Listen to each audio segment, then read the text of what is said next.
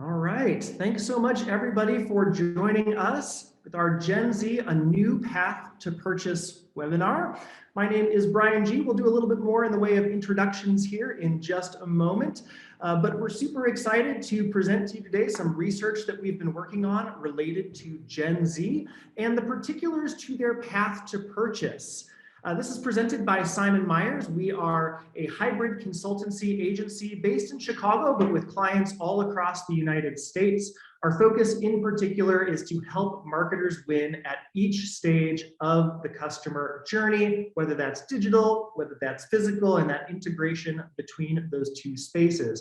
So we're really excited to have you with us today to present this research. And we've got a lot that we're going to be covering today. But before we dive into that, I'm going to go ahead and introduce my co-presenter here. Mallory, do you want to talk a little bit about yourself? Sure, yeah. As Brian said, I'm Mallory. I've been in the research industry for about a decade now. I've worked across a wide variety of client industries, as well as having a lot of experience across research methodologies.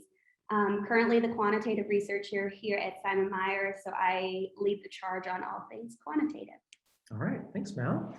Well, like we said, we have a lot to cover today, but at the foundation of what we're going to be looking at, we're going to be understanding as marketers how best to reach Gen Z across different areas of the purchase journey.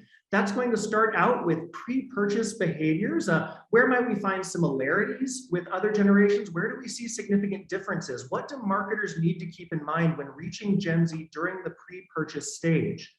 And then we'll move on to specific behavioral insights into digital shopping.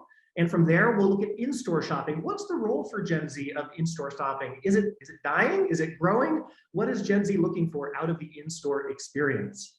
Of course, it wouldn't be a webinar without the opportunity to hear from you as well. So we have a Q&A time set aside. Should be 10 to 15 minutes at the end of our time today to run through any questions you have. Feel free, of course, to drop your questions into the Q&A here, and we'll try to address them as we go through, or feel free to save those until the end, and we'll give you a little bit of time to write those out. And then we'll wrap up and get you on to the rest of your day. Now, like I mentioned, we've conducted a proprietary study here on Gen Z and their path to purchase. We wanted this to be supplementary to so much of the research that's out there relative to Gen Z. So going beyond demographics to really understand that purchase path. And Mel, do you want to walk us through maybe a little bit of the detail just relative to our study? Yeah, absolutely. So we took a two-pronged approach here.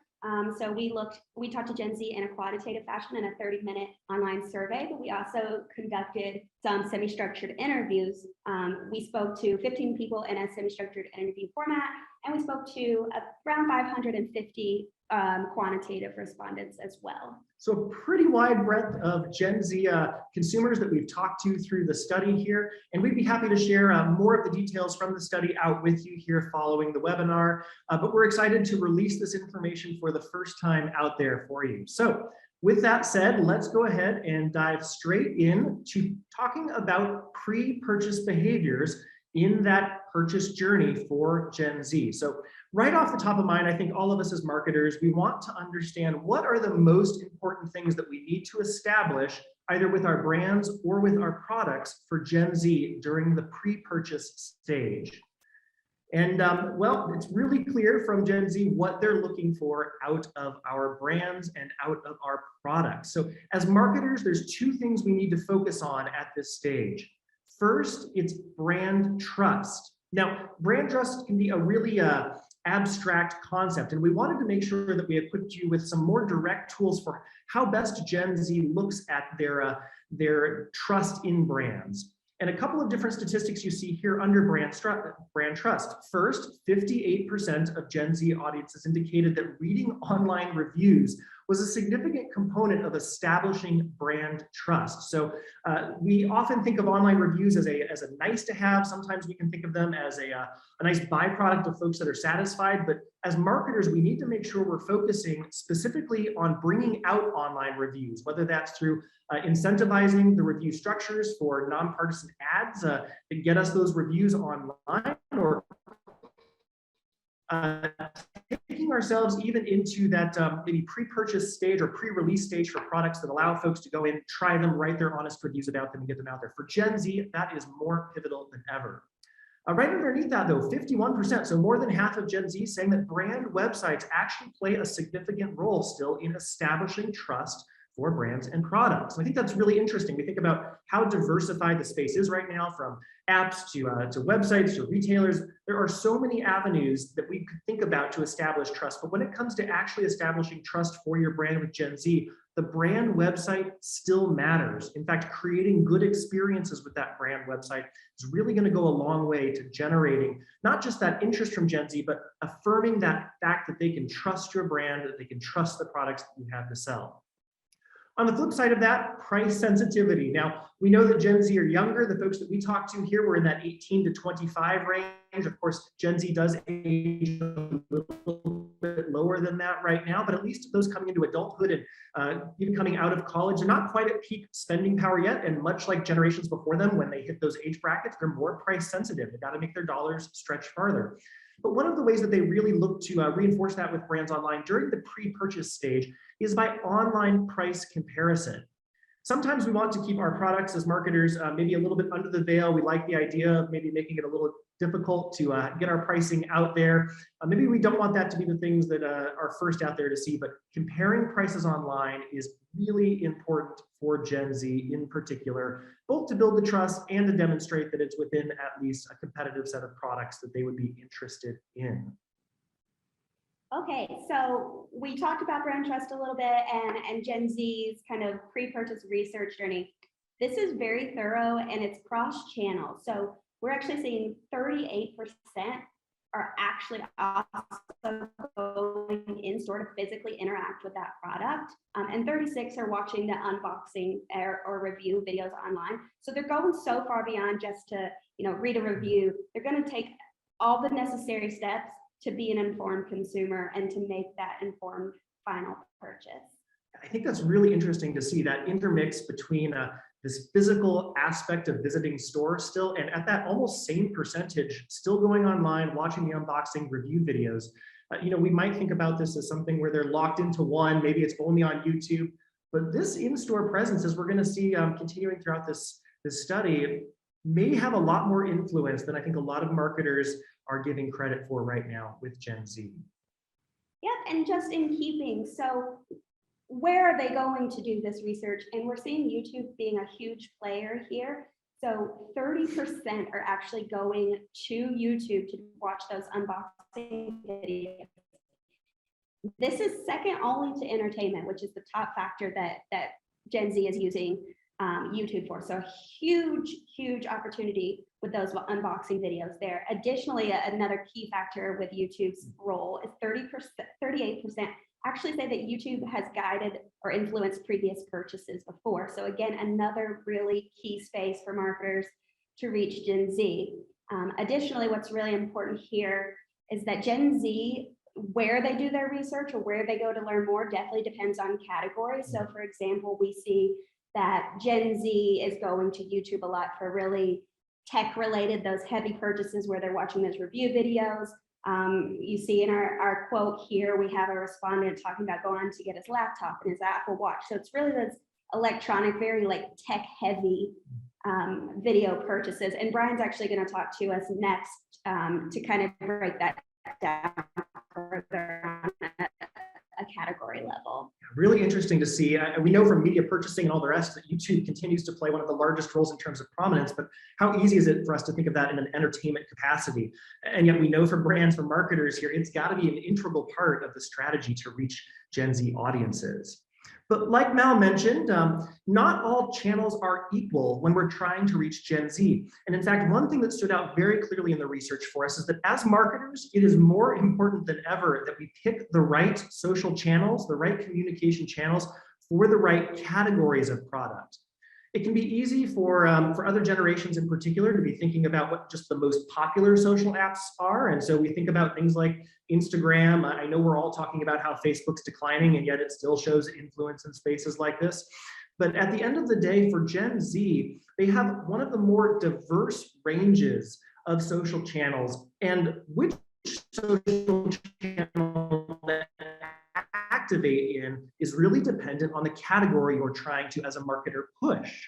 So for instance, if you are selling beauty products to Gen Z to reach them, You need to be on TikTok at this point. 43%, the top channel to communicate through when communicating about beauty products. Pinterest and Instagram coming in second and third places there, right at about parity with each other. I think those are a little bit more expected, but TikTok playing a huge role. We see that actually flip in clothing. So Instagram takes the lead role when we're thinking about clothing brands, and that can be through sponsored posts. That can certainly be through influencer content. We'll talk more about that in a second. But Pinterest and TikTok still playing a fundamental and increasing role in that purchase journey for Gen Z. Home decor, maybe not something we would typically think about with Gen Z, but as marketers, we need to be considering how they're aging up into both the apartments they might be renting right now, first-time home purchasing for folks in certain areas, where they're wanting to make these spaces for themselves as they move out of that college age range and into the beginnings of their careers. We see that Pinterest still plays a significant role for Gen Z when it comes to influencing their purchases there. But again, a full quarter of Gen Z indicating that TikTok is the #2 platform that they go to for the home decor category. And so as we think about reaching Gen Z with home decor products, be they fixtures, be they components for decor itself, furniture, whatever the case is, we want to think about the ways that we can increase our outreach to Gen Z on these platforms. And then Instagram in the third place there. Now, where this really gets interesting is, as Mel mentioned here, is in the electronics category. So YouTube, I think, pretty expected that would lead the way in electronics. But take a look at these two others here, Twitch and Discord, playing a disproportionately large role in influencing purchase for Gen Z when it comes to electronics. Now, some folks may be highly on board with Twitch already. Might be newer to it, but as marketers, making sure we're staying top of these trends is really important because Twitch is almost as influential here for Gen Z as YouTube is. So making sure that at least for electronics brands, we think about how we can align our messages, not just to reach Gen Z from a messaging standpoint, but through the channels that they want to hear about those products in. And in electronics, that's not just the standard ones that we're used to, it's the ones that we're seeing a lot more innovative brands trying to reach out through, like Twitch and like Discord. So we would be actually completely remiss if we didn't talk about Gen Z, this digital generation, and not talk about social influencers. Gen Z has really grown up surrounded by digital marketing. They're very savvy at figuring out when it's sponsored content, when they're being sold to. They don't respond favorably to that. They are not swayed by that. So if you were going to partner with an influencer, it's super important that you partner with influencers who are viewed as genuine, are viewed as authentic and trustworthy, and those that really provide honest and informative opinions as well. So we kind of see that informative and entertaining is right neck and neck there, and that's important, but that's only secondary to making sure you're coming off as authentic and trustworthy. It's really interesting because those channels we talked about there in a second, you can almost think of influencers in any one of those categories. It's not just beauty influencers on Instagram or clothing influencers on Instagram here, but within electronics, you have your Twitch partners, right, who have a significant influence in the gaming space. And so understanding how we can make sure those genuine and authentic connections are there, I think are important, but doubly so to make sure that they're equal parts entertaining as they are informative. And you know what, we're not just seeing this in our own research, we did some secondary research and we saw a lot of our findings lining up. So for example, we had some great statistics from Morning Consult. So we've got 49% that say that they're more likely to trust influencer reviews if they relate to the influencer. 29% say they are more likely to trust the influencer if they're the type of person they aspire to be. And finally, the majority of Gen Z really is wanting to see that these influencers are enthusiastic and knowledgeable about what they're saying, which just completely, drives home what we were just saying, and that authenticity. If they're genuinely loving what they're selling and what they're promoting, then it's going to be authentic. You don't have to force it. Yeah, authenticity gets thrown around a lot, but I think the way that we talk about authenticity, especially when we talked about as marketers influencing millennials through authentic content, I think it's very different when talking to Gen Z here. This is all relational. This is not necessarily celebrity level, bringing all of their kind of clout to the table to influence you. This is folks who feel like they're right in the trenches with you, that you can relate to on a day-to-day level. And sure, they still want understand that a lot of the folks that are on these platforms are paid for this, but they're savvy enough to understand when those paid connections are still genuine, when they're still authentic, and when people are putting in the effort, not just to pass off content for a quick buck, but to really make content that's entertaining and informative to push them into that space. And I think for marketers, that is a very different mindset than maybe what a lot of us have gotten used to in putting influencer content into a vehicle that just feels like a rinse and repeat format. Now, I think that's doubly important because at the tail end of looking at our pre-purchase behaviors, we want to look at the things that aren't effective for Gen Z. And topping that list there, only 18% of Gen Z respondents said that a celebrity or a celebrity level influencer's social media account would help sway their purchase. So everything we've just talked about across categories with influencers is really not geared towards maybe some of those more traditional definitions of celebrity. As Gen Z continues to age into peak purchasing power here, we want to make sure that we're not focusing just on the big bucks folks with high visibility. We want to really get down to those levels of folks that they can relate to on that day-to-day space. Similarly speaking, despite being a generation that is obviously grown up in a digital native way, a lot of the traditional forms of advertising that we see through digital are just not as effective. With Gen Z, only 16% saying that they would engage with an online ad, and only 14% saying that they would utilize digital shopping tools. Really interestingly here, 16% also saying that they would utilize online try before you buy. And so 84% of Gen Z saying online, specifically try before you buy programs, really wouldn't cut it for them in helping to influence their purchase decision. And I think that's going to say something relative to in-store shopping as we continue to go through this study here.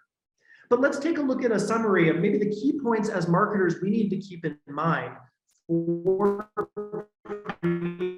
purchase marketing. Number one, when marketing to Gen Z, we need to focus on tactics and activations that help build trust in the quality and the benefit of your products. It's not just enough to put something out there in the ecosystem to rely on your brand's name. You need to make sure that online reviews are covered. You need to make sure that your website's backing that up. You need to make sure we're being transparent about things like pricing in those spaces.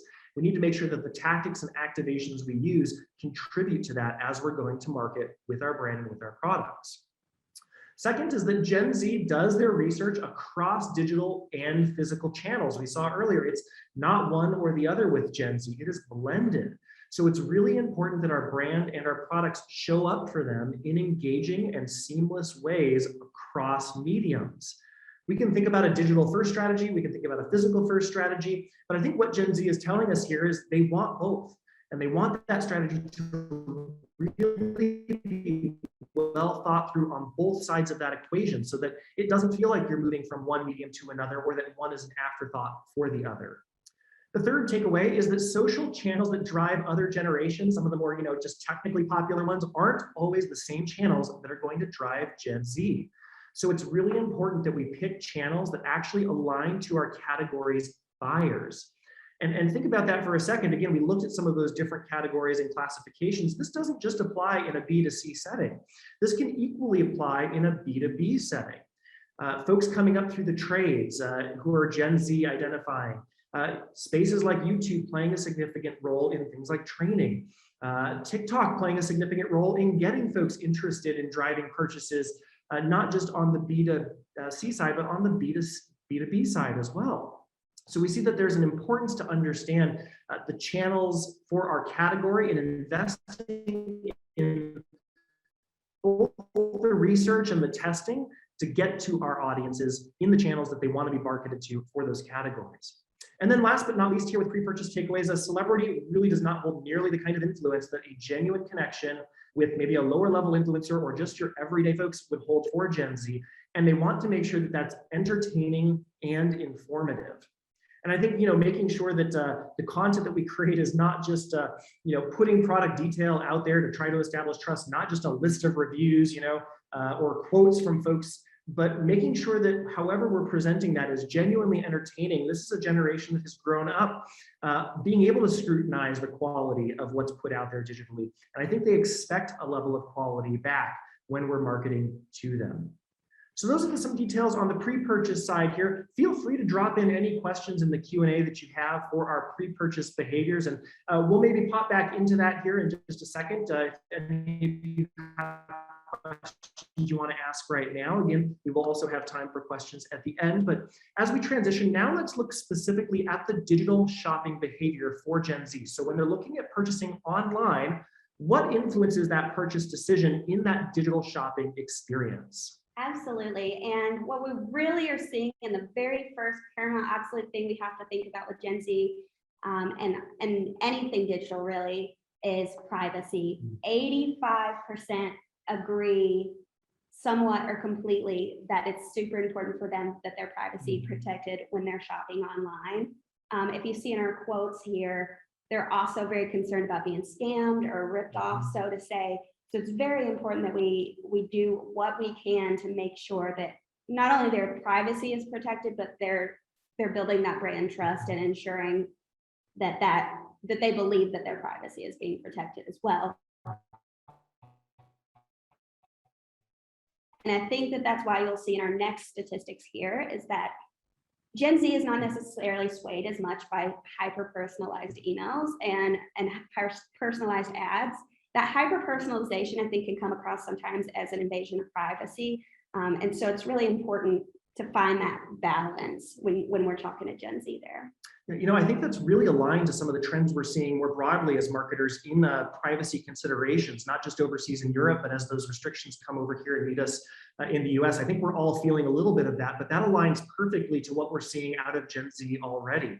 They don't want their data so available from third parties that we can all use it and then send them hyper-personalized content here. If anything, the tactic they want us to deploy in that space is something closer to what we're going to coin as personalized, permission-based marketing.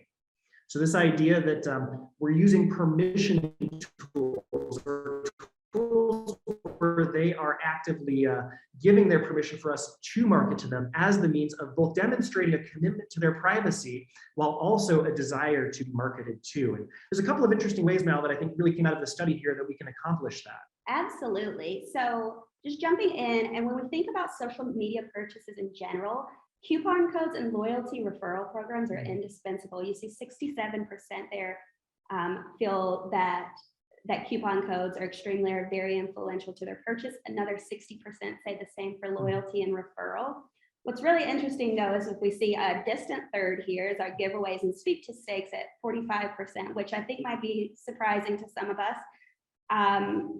But what really, to Brian's point earlier, what's very great about the coupon codes and loyalty referral programs is that those really jump in and provide those opportunities for those permission-based data gathering, right?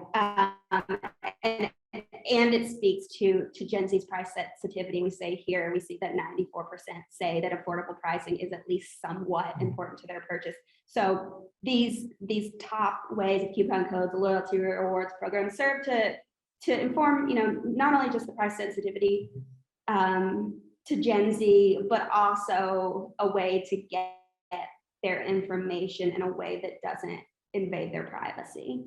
I think that's really critical because we're already seeing the movement in this space towards more data privacy and that corporations are needing to kind of own more of that versus relying on third-party data gathering for that. I think what's great is this is really a win-win with Gen Z. It's not necessarily going to make it a mystery to market to folks. It just means we're going to have to put in that extra effort, maybe invest a little bit more, especially in spaces like social media, to encourage couponing strategies or to develop loyalty and referral programs for Gen Z consumers in ways that make them feel comfortable to then share and engage with us with their data as well as with their dollars.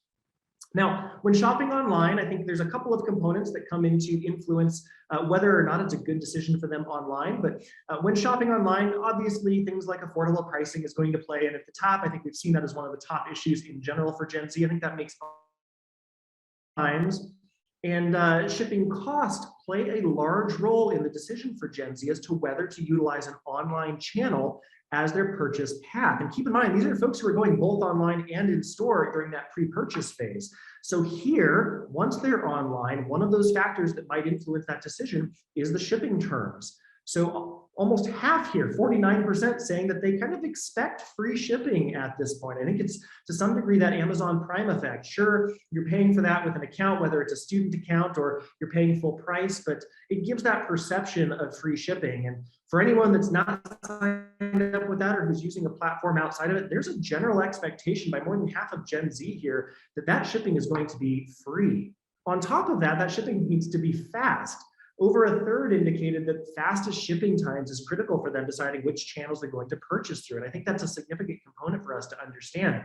The expectations for shipping continue to narrow in terms of that time window. And the more that we as marketers can do to make sure that we can deliver on that, while we might not have operations control, conferring to our operations teams the importance of these shipping times, doing what we can to support that movement, I think is going to be more important than ever as Gen Z continues to age into peak buying. The last component, though, is availability. And you see these next two highest factors in purchasing online. Over a third saying that they need to make sure that that item is in stock online. And a quarter almost saying that having their desired brands in stock is important. So the idea of being in stock, having product available, while online purchases are not necessarily instant gratification, making sure that you are narrowing that window between when you actually click purchase on a site and when it ends up in that hand is a critical deciding factor for Gen Z in their purchasing decisions for purchasing online. And I think that's going to be important, not just for D2C brands, but for our retail partners and for our folks as we talk about product activation and brand activations in certain spaces. We want to make sure we've got those details covered at the same time as we're covering our other bases with affordability and trust. Now, an interesting component here with Gen Z is that the convenience of some of our mass retailers, of some of our largest partners, doesn't always match their convictions relative to what they say they want to support. So the top two online purchasing channels for Gen Z, hands down. I don't think these are necessarily surprising, but I think it does help us ground the expectations for whom they're going to. 3 in 4 Gen Z consumers saying that when they're shopping online, Amazon Prime is their top channel for purchase. And over half indicating that mass merchants still make up their top purchasing channel online. We can think about so many of these online brands as maybe small mom and pops. We can think about Etsy culture, although there's some controversy there right now. I think what we're really looking at with top 2 online purchasing channels here is that our main top folks who can deliver on price sensitivity, who can deliver on shipping, are the folks that are still winning with Gen Z. 73% on the flip side of that say that it's important to me to support small businesses. And so there's this almost gap, this disconnect right now between the sense of supporting small businesses in theory, but then still giving dollars over into maybe our largest channels to purchase through. Only 37% supporting independent marketplaces online when compared to Amazon Prime or mass merchants. So I think there's a really interesting contrast there in some ways that Gen Z is really working out their convictions in the purchase journey right now. That said, the third largest channel that Gen Z purchases through is actually social media. And I think this is really important for us as marketers to understand. Social media is no longer just a marketing channel. Social media is a sales channel. And I think we're seeing those strategies come out of Instagram. We're seeing those strategies come out of Facebook. You see they rank as the top 2 social media channels that Gen Z has purchased through directly. They've got marketplaces. They're doing what they can to create on-site purchasing. TikTok, we know, is doing a significant amount to make sure they're keeping folks viewing these videos, going through to click on products, purchasing within the app, or at least through the app and linking to that app directly. YouTube trying to accomplish very similar things, at least through linking and direct influencer code strategies, maybe putting a little bit of that coupon coding tied into trying to make that purchase as directly through YouTube as possible. But for Gen Z, we just need to keep in mind that social media isn't just a marketing vehicle anymore. It is a full funnel tool that we can use to generate awareness. We can get that interest up, that we can really help them narrow down in the consideration set, and then we can actually drive conversion through. And the more we continue to connect those dots in platform, I think the more we're going to be doing justice to how Gen Z wants to purchase, at least when they're purchasing online. Awesome. So we talked about, of course, that Instagram, Facebook, YouTube, they reign supreme. These are channels that are being used frequently, and these end up being the channels that are purchased from most often. But again, while we talked about Gen Z, it's kind of widening, you know, where they're going cross-channel to do their pre-research. They're also widening the platforms that they're purchasing from.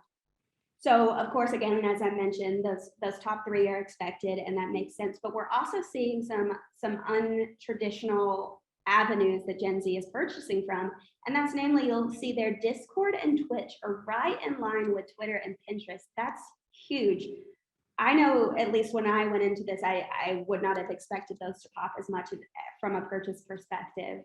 But we definitely see that kind of fragmentation of purchase platforms from Gen Z, and we can only expect that to increase. All right. Okay, and so just keeping from there, just diving a little bit deeper into Discord and Twitch. As expected, and as we mentioned earlier in our discussion, electronics reigns supreme for both of these. It's a very, very key place for the electronic space. That makes sense. But it's not just, again, it's not just what we expect with Gen Z. For clothing in particular, that's second to electronics. 14% of Gen Z has made purchases of clothing through Discord. And we see the same actually again with home decor, second in line to electronics for Twitch, it's 14%. So they're not just going to one location and what we would typically expect of them and what has been used traditionally. So it's really important for brands to keep their finger on the trigger category specifically on where Gen Z is, even on an upcoming basis. Yeah, it's really interesting because I think the tendency as marketers is to kind of stereotype platforms into certain categories. And when it comes to Gen Z, what we're seeing is that these category holes that we kind of pigeonhole content into or pigeonhole strategies into are being disrupted more than ever, both in the channels that folks are purchasing through and in the categories that they're willing to purchase through those channels. So we don't want to assume just because we're marketing to folks in that 25 to 44 age range that the channels that folks maybe in that 30 plus age range are looking through are going to be the same as those channels that they're going to be looking to purchase in the Gen Z demographic. And I think that's a really critical component to keep in mind. This is going to continue to evolve over time. So it's not just about taking a look at this and saying, if we're in home decor, for instance, that well, now we need to have a Twitch strategy. I think it's looking at this and saying in every category and in each of these channels, what are the trends we're seeing? Let's start keeping track of those things. What's growing over time? What's declining over time with Gen Z? So we know how to reach them, not just now, but as they continue to age into more peak buying demographics. I believe I saw a question from Dawn here. Dawn, if you want to type that into the chat here for us, we can go ahead and answer that for you, or at least a hand raise from you there. So feel free to type that into our Q&A or into our chat, and we'll address that with you here in just a second. The last slide we're going to go through here for Gen Z in digital shopping is all about streaming. We know that streaming and subscription-based services within streaming in particular are very popular. And actually with Gen Z, I think we see that popularity really play out in subscription-based services. TV streaming being the leading category, over 3 in 4 Gen Z consumers purchasing some sort of TV streaming subscription service. That's followed up not too far behind by the music streaming. And so that entertainment component really playing a significant role in Gen Z's purchasing habits right now. But take a look what's right next to that. Gaming. 41% of Gen Z consumers have an active subscription to a gaming service or a gaming platform. And I think that's really significant to keep in mind because as we've talked about, these channels are increasingly becoming less about the entertainment purely and more about the ways that we can leverage them as marketers, not just for the marketing aspect, but for the purchase aspect as well. Other categories like food delivery, podcasts, even down into things like pet supplies and health and beauty, there's still areas of opportunity, maybe not fully mature, especially as we see Gen Z aging into certain areas where they might be more influenced to purchase in that space. Great. So before we just jump into in-store shopping, we're going to just kind of wrap up what we've talked about with digital shopping, what we've learned, and kind of the most important takeaways for marketers. So point number 1 here, we say privacy matters most to Gen Z, and personalized marketing should be permission-based through loyalty programs and coupon codes. And that's where we were saying again, where it's really important that we're protecting Gen Z's privacy and in the meantime building that trust. And we're doing that through coupon codes or loyalty programs or even signing up for an account on a brand's website, since we know we're utilizing that as well. It's allowing Gen Z to say when their information is going to be shared and how it's going to be used. So the second piece here is the price and convenience online retailers hold sway over Gen Z purchasers. The social media shopping is diversifying channels where Gen Z can be reached in their sales journey. So again, we kind of know what the main things they're looking for, but we also know that that's expanding and changing every day, and that that's not just what you expect from Gen Z or just that they're shopping on Instagram. We're also seeing them on Twitch and on Discord. And so it's very diversified, and again, super important to keep your finger on that pulse of how these shifts are happening.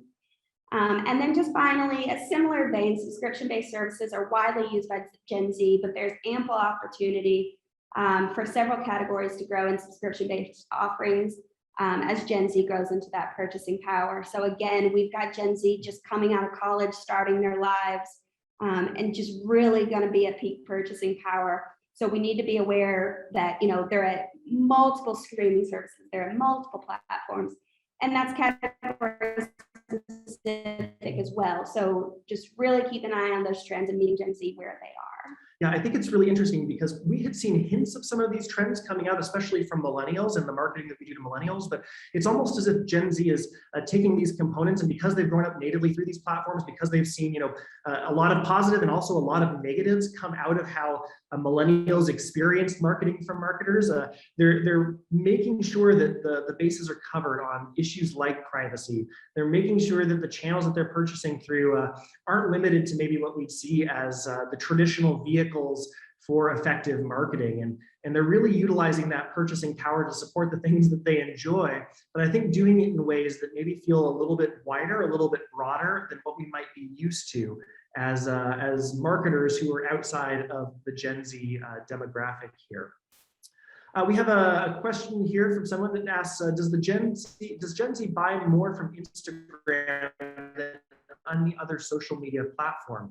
I think that's a really interesting question here. While the study didn't look at overall purchase volume, so I don't know that we could speak directly to dollars in terms of what they're purchasing through Instagram. What we do know is that there are certain categories where Instagram influences that decision and becomes the purchasing channel more so than other channels. So for instance, we saw that in the beauty category, and we saw that in the clothing category. So if you're playing in those particular categories, Instagram in particular is going to have a substantially higher influence, not just on the purchase itself, but likely on creating an avenue for purchase. So we want to think about those percentages as maybe indicative of what the volume for sales looks like through that channel. But then again, when we think about the electronics category, YouTube is going to play a much more significant role in that purchase. And so I think we'd expect to see higher volumes of purchase dollars going through channels like YouTube, or at least through influencers, folks doing unboxing videos, who are offering referral codes, all of those components playing in to create that kind of dollar investment through that channel for that category. So I think it really gets down to that level of, instead of trying to take a total macro view, understanding for your category and for your product set what that investment looks like. Thanks so much for that question. All right, so the next thing we're going to look at here is in-store shopping. And with in-store shopping, I think the big question everyone asks is, does in-store matter for Gen Z? And I think the number one thing, if we hammer home anything today, it is that in-store shopping is still extraordinarily important for Gen Z. Now, we haven't thrown up a lot of eye charts here to kind of squint at during the course of the presentation, but I think one thing to note with this chart here that we have is that very top light yellow right at the top there indicates Gen Z consumers who are purchasing the particular categories we have listed in the chart online most often. And so you see clothing, shoes, groceries, electronics, home goods, home decor, beauty, all of these different categories there across that chart. Only that top, lightest yellow percent there are the ones where folks are indicating that percentages from purchasing online most frequently within that category. And I think that's probably shocking for a lot of marketers out there. At the end of the day, Gen Z is not primarily purchasing most categories online, or at least purely online. And that's across the board. Certainly clothing, where we have heard that there is a lot of influence on online shopping. Sites like Shein in particular, really dominating the clothing space. Still not necessarily translating through to a majority of Gen Z consumers purchasing almost the majority of the time online for that category. In fact, that next bar down shows folks purchasing in store. And maybe what's shocking about this is that while few of these categories reach 50%, there's a substantial number of these categories that are between a third to half of Gen Z consumers saying that they're purchasing the category most frequently in store. That's particularly true of home goods and of groceries, but a third indicating that clothing is still something that they purchase primarily in store. And that electronics is kind of this in-between ground, maybe more influence of online, but still a large component for in-store shopping for Gen Z. Finally, down there, that brown bar indicating that they purchase both equally in that space, and clothing demonstrating a lot of strength in mixing the channels more than ever. That importance of showing up in both places at once, equally as important for clothing, let's say, as we see in many other categories, things like electronics and beauty, very important in that space. And when we talked to them directly, a couple of these quotes that came out of that, one participant indicating that makeup is the one thing that they go to the store for, that color matching is something they want to be in store for. Some Gen Z respondents saying they prefer looking things up in a grocery store while they're grocery shopping. That they usually like to meal prep. They already kind of have an idea of the type of groceries that I'm looking for. I like to do that myself in person to select the freshest fruits and vegetables for the best of the food. So I think we see a lot of that connectivity to in-store experiences across categories and some of the rationale for why. How does COVID impact that? What are we expecting post-COVID? Well, if we look at this chart here, I think the number one thing we need to take away is that only 8% indicated they were making in-store purchases at the onset of the pandemic, which makes sense. We were all locked down. In-store was not necessarily something that we could achieve. But coming out of the pandemic, more than almost half of Gen Z consumers plan on substantially increasing their purchases in the in-store space. A total net jump of about 39% here who have said that they want to increase predominantly, significantly, their in-store purchasing. But what's important doubly here is to see that digital purchasing, online purchasing, isn't going to see an concomitant decline. We see that 10% net want to increase their purchasing directly from a brand or a store's app. 9% saying that they want to order their food through pickup or delivery directly through a restaurant, and 7% saying they want to make purchases directly through a brand or a store's website. And so much like we've seen on research for our clients, this tide that we're going to see, this lift in purchasing, is going to be happening both in store and digitally as we come into this almost, I hate to say new normal at this stage, but new paths or new means of purchasing, both online and in store. Awesome. So again, here, same as online, we of course did secondary research. And one of the things that backed up our findings when we talk about what Gen Z is looking for in that in-store experience, Gen Z is actually using their in-store experiences, especially after the isolation through COVID, to really get that IRL kind of hands-on social experience, but also it really allows them to unplug and disconnect from all things digital. And you'll see that kind of backed up in our quote here from Vogue Business. We say more than half shop in store because it allows them to disconnect from social media and the digital world as a whole. This means that retailers will have to offer a more self-rounded, more well-rounded in-store experience, creating a feeling of community with offering a selection of products that appeal to Gen Z. The isolation created by the pandemic lockdowns reinforces that need. And then again, just backing up with a survey here from Kearney, we actually see from their numbers, 81% actually prefer to shop online versus in-store versus online. I think it's a really fascinating statistic here, and this commentary by Vogue Business in particular really here. The sophistication that Gen Z is looking for isn't just in digital marketing. It's not just in the social space. It's not just with influencers. They're looking for that level of sophistication in-store experience. And that is going to be more so than I think most marketers are getting credit for right now, and something that we as marketers, no matter our category, really need to pay close attention to. We had a question from Rebecca here that came up while we were chatting through this last slide, asking if there were any specific characteristics that were mentioned on how brand websites can create brand trust. And I think one thing that we saw came through really clearly was that the more that you can do to reinforce things like reviews, the more you can do to give as much of a tactile experience for whatever that's worth online, I think is really important. As we see even in the in-store expectations here in the next slide that we'll talk about, the ability to get as close to an unbiased feel and to be able to feel really secure in that is something that Gen Z is really invested in. So the more that we can bring in content onto our brand sites that comes from folks outside, our content creator partners, our folks who are doing reviews, I think the better off we'll be, especially when it comes to things like product demonstrations or kind of a day in the life with the products that we're purchasing. You know what, I think to add to that, that's not, I know we asked specifically about the brand sites, but that's also even in social media. One thing we did see a lot was that, and this is in restaurants, this is in clothing, this ties back to that privacy and that scam effect. You need to be active on social media. Like especially we heard with restaurants, like if there's no social media, they're not going there. Like we want, even if it's Yelp, if it's Instagram. So it's beyond just the site itself, but anything we can do to kind of like reinforce that legitimacy of the brand. Okay, so building out kind of a little bit more about the specifics that Gen Z is looking for in that in-store experience. Again, not surprising, we see price ranking paramount, so that doesn't change regardless of channel. That is their primary motivator.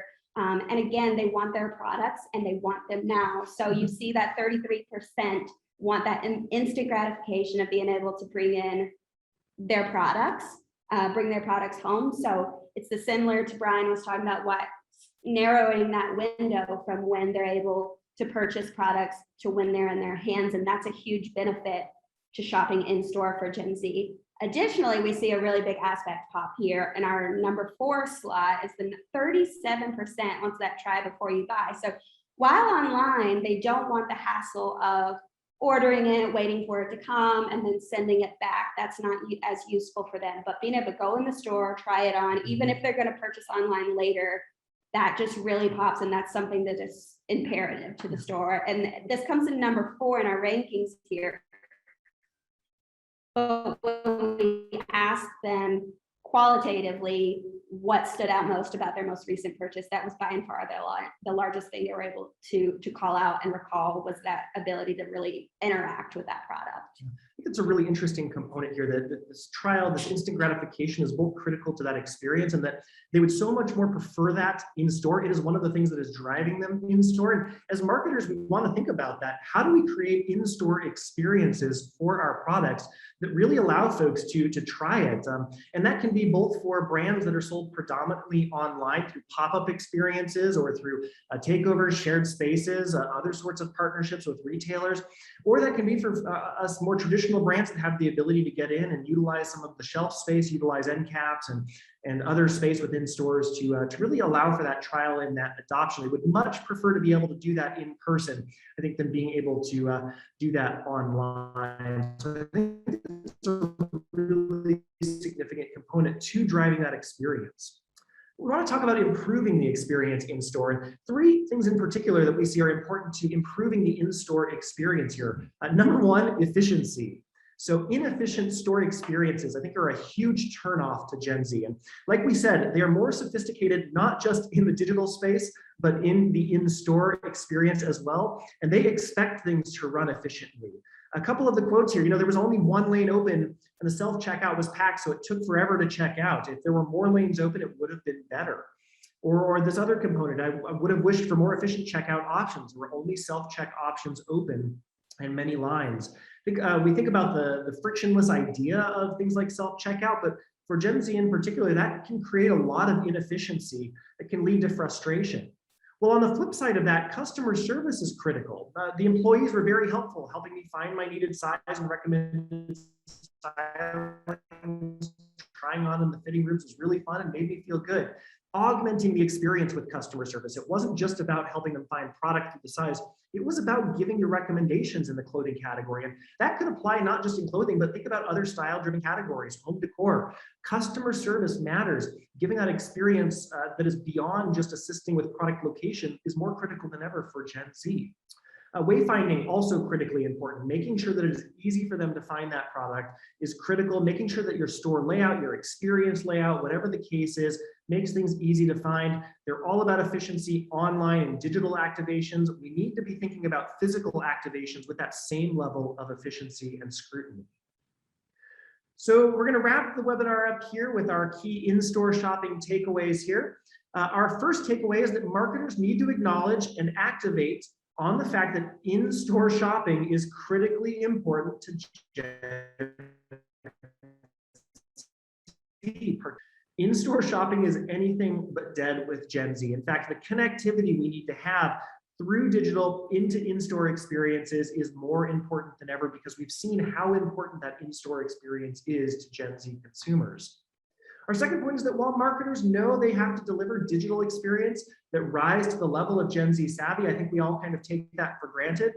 We need to recognize that Gen Z expects physical experiences to be as seamless as their digital counterparts. We can't just consider one over the other. And I think we've had this 2-year pause on what in-store experience should feel like because we have pulled back. But I think this is going to be top of mind for so many Gen Z consumers, and the brands that can meet it, the product sets that will meet it when they go to market will win. And last but not least, providing innovative ways to allow for product trial is key to winning with Gen Z purchasers in store. But at the same time, I mean, we can get hung up on innovation. We don't want to forget that the instant gratification matters, that shopping efficiency matters, and that customer service is more important than ever, that all of those contribute to the experience of shopping as much as anything else. And so I think when we're thinking about in-store shopping with Gen Z, remembering that it's critical, making it a more important point in our marketing plans, in our cross-channel activations, and making sure that it interacts seamlessly with digital is absolutely critical for reaching Gen Z. All right. Well, that takes us through the content that we have. We really appreciate you following along. Those were some great questions we had along the way here. We really appreciate that. But we wanted to open up the floor here in the 5 minutes that we have left to you. Ask us any questions you have, maybe some thoughts, anything that you found particularly interesting in the data here that you wanted to call out for other marketers in this space. We'd love to see brought up here as well. We'll give everyone a second in case you do have questions that you want to put in the chat here. And as we're giving you that moment now, anything that really stood out to you in particular, maybe things that you want to see marketers focus on, here in the upcoming future based on the data that we're seeing? Well, as a market researcher, I think I just end up with more questions. So less of what to focus on. And I was really struck by this drive for the in-store experience. Again, I think it's a given that we automatically think, oh, Gen Z, they're online, they're on TikTok, they're kind of, the early adopters of these things, but they still really want this in-person experience. And I know we talked about, especially with online, they're shopping at different platforms and for different categories, they need different things. So that got me thinking as a researcher, well, if we're talking about the in-store space, how does that change for the in-store channel? So does that look differently for mass merchants versus a pop-up shop? What are their expectations and how do those change? And how can brands leverage those findings essentially? Yeah, I think that's really critical. I think that's a space that we can really lean into. I think what really stood out to me in this space too was how important that seamless connection between the digital experience, be it social, be it a brand website, be it online reviews is, how interconnected that needs to be with physical experiences here. And I know we've spent so long talking about digital experiences now that there's a sense that the in-store might be an afterthought for a lot of folks. And I think whatever we can do to really connect those dots together is going to be more critical than ever. And for brands, for marketers, if I were going to be in more of those seats, and as we work with our own clients on this side, I think a lot of those questions we're asking right now are particularly in understanding better where our shoppers want to be, where our shoppers are activating through their own purchasing power, and where we can activate to meet them in those spaces, particularly as we cross over between digital and physical experiences to make sure they feel like one. I'll give just a couple more seconds. I don't see any other open questions here. I know we've covered a lot. But I'll kind of make this a last call for questions here. And in the meantime, if there's anything else you want to ask, feel free to pop that in. I do see one question come up. We get a sense of brand loyalty with Gen Z. Are they more or less loyal than earlier generations? That's a really good question here. And I think loyalty really does play a role for Gen Z, but I don't think loyalty is as important necessarily for Gen Z as the trust. I think the trust component is really critical. And I think trust is something that takes that time to earn, while at the same time can be broken really easily. And so I don't think it's necessarily as significant relative to loyalty as it would be as maintaining and building on the trust that Gen Z wants to see out of the brands, out of the products, out of the services. And if you break that trust, if something feels inauthentic, if it doesn't feel genuine, if it's feeling like it's maybe disconnected from the experiences that the everyday person is having, I think that's one of those critical components that we want to see, great trust with Gen Z. So it's important we address them and we meet them in those spaces. Thanks so much for that question. All right. Well, as I mentioned, my name is Brian G. Again, I head up strategy here at Simon Myers. We're a hybrid marketing agency consultancy, and we are here to help marketers win at each stage of that customer journey. We're here to do that, whether it's digital, we're here to do that, whether it's physical, and we want to make sure that we're helping you as marketers achieve those goals for your products and for your brands, not just short-term, but long-term. Feel free to reach out. We're going to be sending up a follow-up email to everyone here who has participated in the webinar, and you'll have the chance to actually get this deck from us if you'd like to take that. We'd be happy to field any questions. You can reach out to myself. You can also reach out to our head of client service, Michael Kristofka. His email is right there for you as well. And again, we'll send out an email. You have those, you'll have all that contact information there as well. But we'd love to chat with you about the ways we can help you connect those experiences between digital and in-store shopping experiences and set your brands up for success, not just with maybe the folks that are at the peak purchasing power right now, but with this next generation that's coming up rapidly into peak purchasing power. That said, we really appreciate your participation with us today. And Mal, thanks so much for joining us today with us too. This has been fantastic. Yeah, great conversation, great questions. Just reiterating, feel free to reach out to us with any questions. So thank you guys all so much for attending. Yeah, take care.